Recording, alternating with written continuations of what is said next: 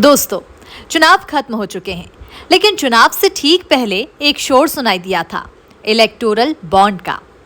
अब ये तो आप में से अधिकतर लोगों को पता होगा कि इलेक्टोरल बॉन्ड को लेकर सुप्रीम कोर्ट ने एसबीआई को फटकार लगाई थी और जल्द ही इलेक्शन कमीशन को चुनावी बॉन्ड की डिटेल्स देने को भी कहा था। लेकिन सवाल ये है कि आखिर ये चुनावी बॉन्ड है क्या और आखिर क्यों ईवीएम की तरह इसकी भी चर्चा की जाती है। तो दोस्तों, इलेक्टोरल बॉन्ड या चुनावी बॉन्ड राजनीतिक दलों को चंदा देने का एक वित्तीय जरिया है।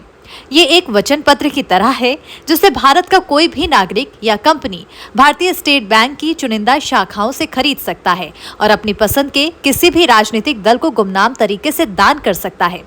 इस प्रणाली को साल 2017 में एक वित्तीय विधेयक के जरिए पेश किया गया था और उसके बाद इसे साल 2018 में लागू किया गया। अब आपके मन में सवाल आया होगा कि आखिर चुनावी बॉन्ड खरीदकर किसी पार्टी को देने से बॉन्ड खरीदने वाले को क्या कोई फायदा भी होगा? तो देखिए, ऐसा कोई भी फायदा नहीं होगा, ना ही इस पैसे का कोई रिटर्न है। ये अमाउंट पॉलिटिकल पार्टियों को दिए जाने वाले दान की तरह है। हाँ, लेकिन इससे सेक्शन 80GG और सेक्शन 80GGB के तहत इनकम टैक्स में आपको छूट जरूर मिलती है। अब इसमें दूसरा बड़ा सवाल ये है कि आखिर इसकी चर्चा बार बार क्यों होती है। तो दोस्तों, जब इस योजना की शुरुआत की गई थी तब भारत सरकार ने कहा था कि इलेक्टोरल बॉन्ड देश में राजनीतिक फंडिंग की व्यवस्था को साफ कर देगा। लेकिन फिर पिछले कुछ सालों में ये सवाल उठने लगा कि इलेक्टोरल बॉन्ड के जरिए चंदा देने वाले की पहचान गुप्त रखी गई है, इसलिए इससे काले धन की आमद को बढ़ावा मिल सकता है, जिसके बाद मामले को सुप्रीम कोर्ट तक पहुंचाया गया। इसके बाद सुप्रीम कोर्ट ने फैसला सुना दिया। अब सुप्रीम कोर्ट ने कहा है कि सभी राजनीतिक दलों को इलेक्शन कमीशन के सामने इलेक्टोरल बॉन्ड्स की जानकारी देनी होगी। इसके साथ ही दलों को बैंक डिटेल्स भी देना होगा और राजनीतिक दल आयोग को एक सील बंद लिफाफे में सारी जानकारी दे। लेकिन क्या मामला सिर्फ इतने में ही हल हो जाना था? नहीं।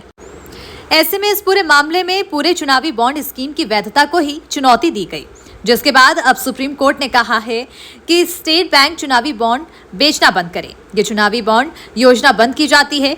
इसकी पूरी जानकारी साल 2019 से स्टेट बैंक को अपनी वेबसाइट पर जाहिर करनी होगी।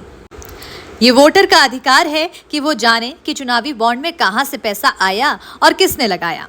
इसकी जानकारी नहीं देना सूचना अधिकारों का भी उल्लंघन है।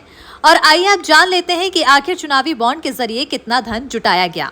इलेक्टोरल बॉन्ड के जरिए अब तक 5,851 करोड़ रुपए जुटाए जा चुके हैं। पिछले साल मई महीने में 822 करोड़ रुपए के इलेक्टोरल बॉन्ड खरीदे गए हैं। जनवरी से लेकर मई 2019 तक भारतीय स्टेट बैंक की विभिन्न शाखाओं के जरिए 4,794 रुपए के बॉन्ड खरीदे गए, जबकि इससे पहले 2018 में 1,000 रुपए की बॉन्ड खरीदी हुई थी। ये जानकारी आपको कैसी लगी? कमेंट बॉक्स में बताइए और चैनल को सब्सक्राइब जरूर कीजिए।